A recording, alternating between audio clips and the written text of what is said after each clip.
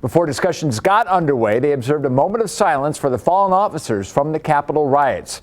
And Washington is gearing up for more protests as we get closer to Inauguration Day.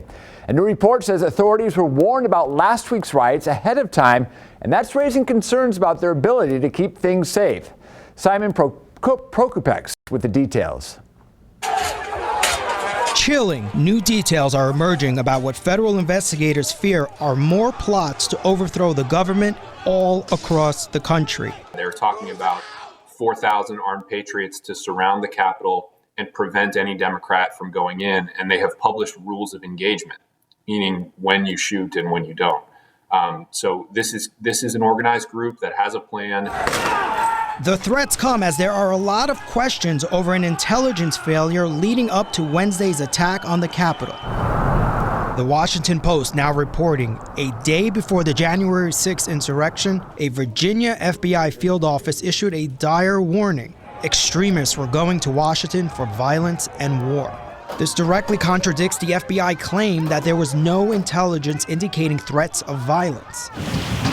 Federal investigators now speaking publicly for the first time. The FBI receives enormous amounts of information and intelligence, and our job is to determine the credibility and viability of it. I want to stress that the FBI has a long memory and a broad reach. Despite the dire warning, no preparations were made, and now there is a nationwide manhunt for 150 suspects, as lawmakers call for some of the perpetrators to be added to the no-fly list. The people, the insurrectionists who breached the U.S. Capitol, fall under the definition of threats to the homeland and should be immediately added to the TSA no-fly list.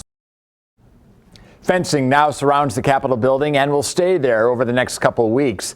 There are new barriers supporting the fence as well, and armed guards. Metal detectors were also installed outside the House floor. The Nevada National Guard is also sending 200 soldiers and airmen to assist law enforcement in D.C.